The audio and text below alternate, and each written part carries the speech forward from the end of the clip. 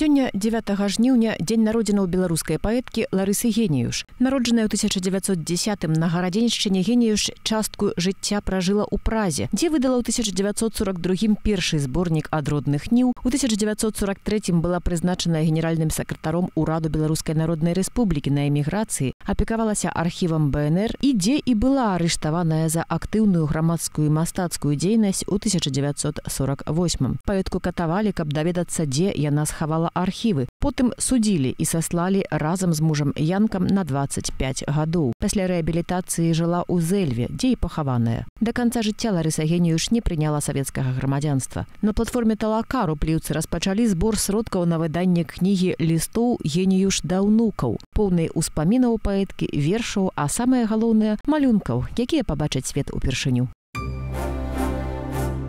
Ровар, нібы машына часу, перанес ахвочых у стары Менск. Па вуліцах сталіцы праехала велаэкскурсія, прысвечаная габрэйскім мясцінам. Стартавала вандроўка ад Нямігі. Затым раварысты наведалі Ракаўскае прадмесце, тэатр Горкага, былую харальную сінагогу, БДУ, дзе раней была шыльда на 4 мовах, сярод іншых і на ідыш, Менскую яму. На жаль, большасць мясцінаў, звязаных з тутэйшымі габрэямі, засталася ў дарэвалюцыйнай гісторыі. 1917 год у Мінску было 83 сінагогі, якія дзейнічалі. Зараз у нас у горадзе Мінскі дзейнічае толькі 3 сінагогі.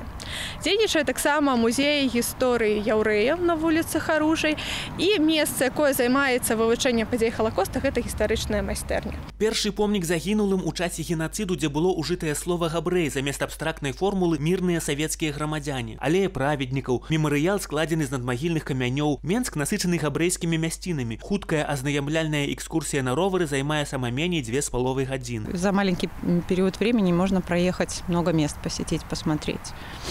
Ну, это интереснее, чем пешком ходить. У Мінску была вельмі вялікая колькасць габрэйскага насельніцтва.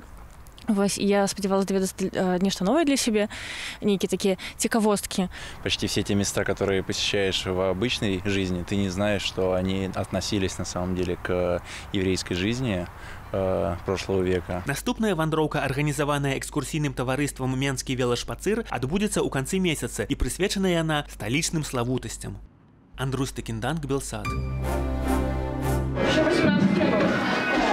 Ужо 13 год запар валанцёры і студэнты-архітэктары з Гомля збіраюцца ўлетку ў Юравічах Калінкавічскага раёна, каб расчышчаць велізарныя падвалы былога езуіцкага калегіума. Расчышчаць ад смецця, якое накапілася за сотні год. Прадстаўнікі каталіцкага ордэну езуітаў з'явіліся ў Юравічах у другой палове 17 стагоддзя. Менавіта з іх дзейнасцю звязваюць узвядзенне тут сакральнага комплексу. Гэты комплекс ён унікальны для нашай Гомельскай обласці, бо у нашай Гомельскай обласці ёсць толькі 4 барочных аб'екты, і Юравічы найбольш цэльны, найбольш захаваны, найбольш такі аб'ёмны.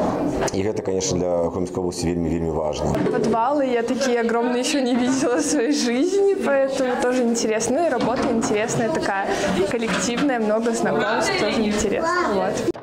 За 13 год гісторыкі і валанцёры зрабілі вельмі шмат. Узровень зямлі ўнутры падвалаў значна панізіўся. Выехала шмат камазаў металалому і зямлі. Былі і каштоўныя знаходкі. У 2007-м гісторыкі знайшлі парваныя фрагменты слуцкіх паясоў, якія перадалі на рэстаўрацыю ў Нацыянальны мастацкі музей. Пояс, які захаваўся найлепей, знаходзіцца цяпер у сталай экспазіцыі Нясвіжскага дзяржаўнага музею. Старажытныя будынкі касцёла, які цяпер рэстаўруецца, належаць праваслаўнаму мужчынскаму манастыру Раства Багародзіцы.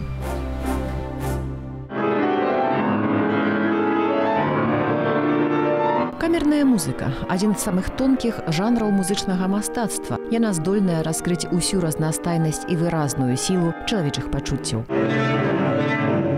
8 жніўня ў белай гасцёўні палаца Румянцевых і Паскевічаў гомельцы гасцілі выбітных музыкаў, лаўрэатаў шматлікіх міжнародных конкурсаў Марка Прыходзьку ды піяністку Дашу Мароз, якія прадставілі выразна рамантычную праграму з твораў Шумана, Штрауса, Сібеліуса і Мартіну. Романтика – гэта тое, што нам цяпер трэба, лічаць артысты. Нам показалось, что в наше непростое время музыка романтизма, музыка беззаботности и полной влюбленности в мир и тот самый героизм – это именно то, что, как нам показалось, нужно нам.